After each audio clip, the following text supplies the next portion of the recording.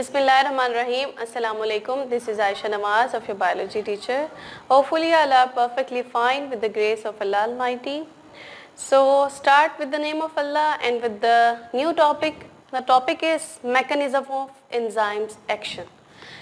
कौन सा मैकेनिज्म है जिसके थ्रू जो एंजाइम है अपना फंक्शन परफॉर्म करते हैं, किस मैकेनिज्म के थ्रू फंक्शन एंजाइम जो हैं वो अपना रेट इन्हांस करते हैं या डिक्रीज करते हैं, क्या ऐसा मैकेनिज्म है। तो आज हम उन मैकेनिज्म्स को पढ़ते हैं और किन्होंने इनको इंट्रोड्यूस करवाया उसको भी हम ब्रीफली एक्सप्लेन करते हैं। तो सबसे पहले अगर हम बात करते हैं, हम अपनी प्रीवियस वीडियोज़ में भी इसको जो है वो डिस्कस कर चुके हैं कि हमारे पास जो एंजाइम होता है वो आके डायरेक्टली अटैच हो जाता है सबस्ट्रेट के साथ, क्योंकि हमने पढ़ा था कि सबस्ट्रेट के ऊपर क्या होता है कि बाइंडिंग साइट होती हैं। ये हमने पढ़ा था कि ये हमारे पास क्या है, एक एंजाइम,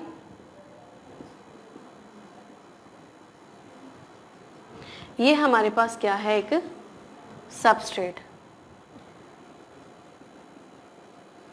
तो ये जो है वो इसकी बाइंडिंग साइट या एक्टिवेशन साइट के साथ जब आएगा एक प्रॉपर क्या हो जाएगा, इसके अंदर फिट हो जाएगा, बिल्कुल ऐसे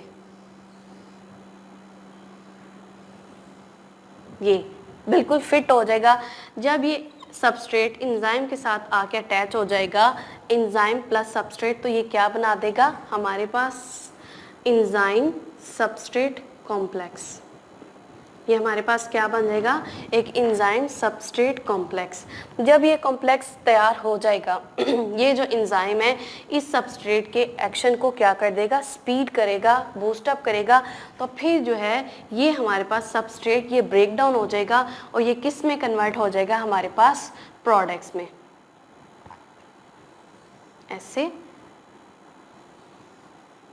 ये जो है वो दो प्रोडक्ट्स में, इनको हम क्या कह देंगे, प्रोडक्ट्स।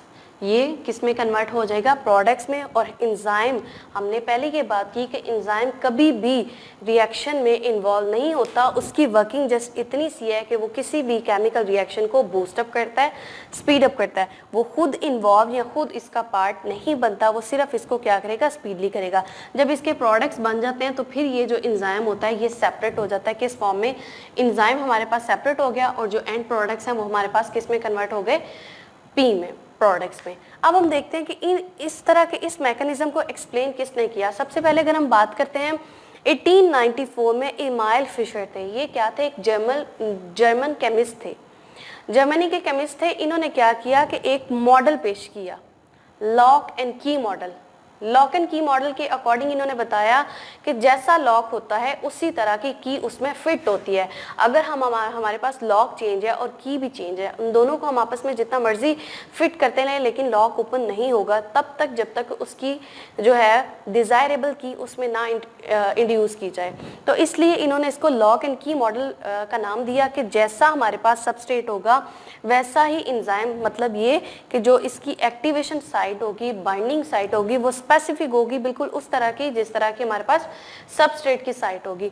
और दूसरी बात इन्होंने ये की कि जो इसकी ये वाली साइट है, बाइंडिंग साइट, ये जो है वो नॉन चेंजेबल होगी, चेंज नहीं होगी। ऐसा नहीं होगा कि सबस्ट्रेट जैसा भी है वो आए और जो है वो एंजाइम के साथ क्या होगा, अटैच हो जाए, ऐसा नहीं, ये फिक्स होती है, ठीक है, फिक्स होगी। और ये एंजाइम सबस्ट्रेट आके ऊपर अटैच करेगा। जब एंजाइम और सबस्ट्रेट अटैच करेंगे तो ये लॉक और की, इसको कहा, किसका नाम दे दिया गया, लॉक एंड की का। इसको इन्होंने लॉक का नाम दे दिया एंजाइम को और इसको की का नाम दिया।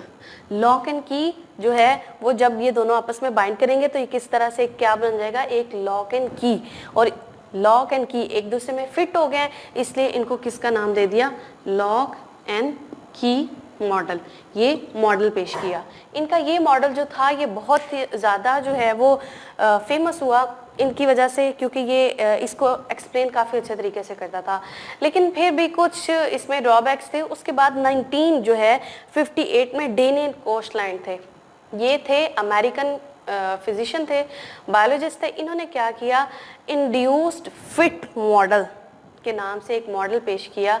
इन्होंने ये कहा, इनका जो एक विजन थी, इनकी जो सोच थी वो बिल्कुल चेंज थी।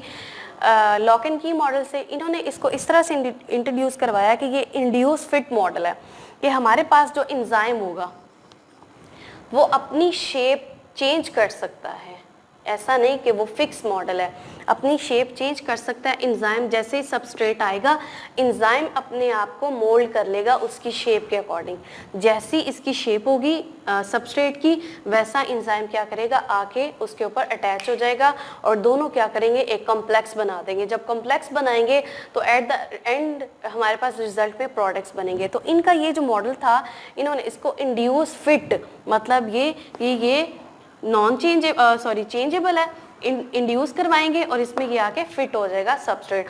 इंड्यूस फिट मॉडल के नाम से इन्होंने ये मॉडल पेश किया और इनका ये जो मॉडल था वो as compare to lock and key काफ़ी ज़्यादा जो है एक्सेप्टेबल हुआ।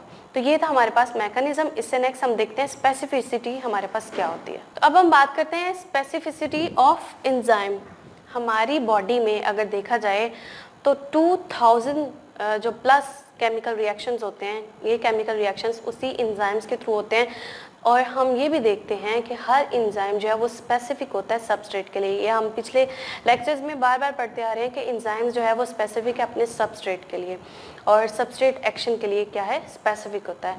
अगर हम बात करते हैं फॉर एग्जाम्पल,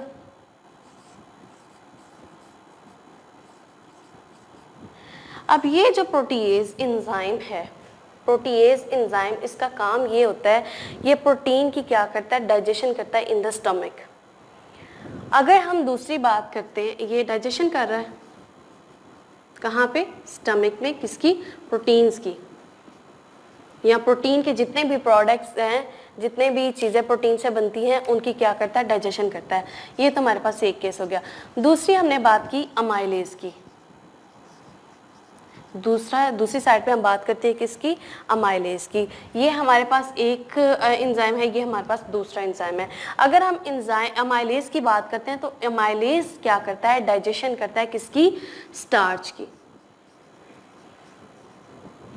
प्रोटीएज डाइजेशन करता है प्रोटीन की, अमाइलेज डाइजेशन कर रहा है स्टार्च की। अगर हम कहें कि प्रोटीएज डाइजेशन करे स्टार्च की और अमाइलेज डाइजेशन करे प्रोटीन्स की, तो ये नॉट एक्सेप्टेबल है, ये कभी भी ऐसा नहीं होता। क्यों? क्योंकि ये जो एंजाइम है ये स्पेसिफिक सबस्ट्रेट के ऊपर ही अफेक्ट करेगा, और इसका स्पेसिफिक जो हमारे पास सबस्ट्रेट है वो प्रोटीन है। वो प्रोटीन से हटके स्टार्च को कभी भी जो है वो डाइजेस्ट नहीं करेगा, क्योंकि उसके पास वैसी एक्टिव साइट नहीं है। इसी तरह जो अमाइलेज है, अमाइलेज भी क्या करता है कि वो प्रोटीन को डाइजेस्ट नहीं कर सकता, ना ही उसके रिएक्शन में इन्वॉल्व हो सकता है। उसके रिएक्शन में इन्वॉल्व होकर उसको केमिकली जो है वो स्पीड अप नहीं कर सकता, क्योंकि उसके पास उसके सबस्ट्रेट की बाइंडिंग साइट या स्पेसिफिक साइट नहीं है। क्योंकि हम टॉपिक की स्पेसिफिसिटी पढ़ रहे हैं, तो इस एंजाइम की स्पेसिफिसिटी जो है वो अपने ही सबस्ट्रेट के लिए स्पेसिफिक हो सकती है, किसी और के लिए स्पेसिफिक नहीं हो सकती। इसी तरह अगर हम बात करते हैं लाइपेज की, तो जो लाइपेज है वो हमारे पास डाइजेशन करवाता है किसकी, लिपिड्स की। अब अगर ये लाइपेज जो है वो लिपिड्स की डाइजेशन करवा रहा है, तो हम कहें कि ये स्टार्च की जो है वो डाइजेशन करवाए या उसके केमिकल रिएक्शन में जो है वो इन्वॉल्व होकर उसका रिएक्शन स्पीड अप करे, तो ऐसा भी नहीं होगा। हर एंजाइम अपने ही स्पेसिफिक सबस्ट्रेट के लिए और अपने ही केमिकल रिएक्शन के लिए स्पेसिफिक होता है। अच्छा, ये तो बात होगी इनकी स्पेसिफिसिटी की। अब हमें पता कैसे चलेगा कि ये एंजाइम है? मैंने यहाँ पे 3 एंजाइम लिखे, प्रोटीएज, अमाइलेज एंड लाइपेज। आप देख रहे होंगे कि इन सब के एट द एंड हमारे पास क्या आ रहे हैं, एज। 3 वर्ड्स आ रहे हैं, ASE, एज। तो जैसे ही हमें यहाँ पे एट द एंड 3 चीज़ें ये नज़र आएंगी, हम कहेंगे कि ये एंजाइम है, जस्ट लाइक प्रोटीएज, अमाइलेज और लाइपेज। तो यहाँ पे हम इजीली इनको रिकॉग्नाइज कर सकते हैं कि ये हमारे पास क्या है, एंजाइम्स हैं। लेकिन हमारे पास एक्सेप्शनल केसेस और ऑलवेज हियर। तो एक्सेप्शनल केसेस में अगर हम बात करते हैं ट्रिप्सिन की, यहाँ पे इसके एंड में तो हमारे पास कोई भी एज नहीं है, लेकिन ये भी एक एंजाइम है। तो एक्सेप्शनल केसेस हमारे पास हमेशा होती हैं कि इसके एंड पे हमारे पास एज नहीं है, लेकिन मेजॉरिटी देखा जाए तो वो वर्ड्स जिनके एंड पे ए एस ई एज आए तो वो हमारे पास स्पेशली क्या होंगे, एंजाइम्स। लेकिन जो है एक्सेप्शनल केस भी सम टाइम होते हैं जिनके एंड पे नहीं, वो भी हमारे पास क्या एक्ट करें एज अ एंजाइम।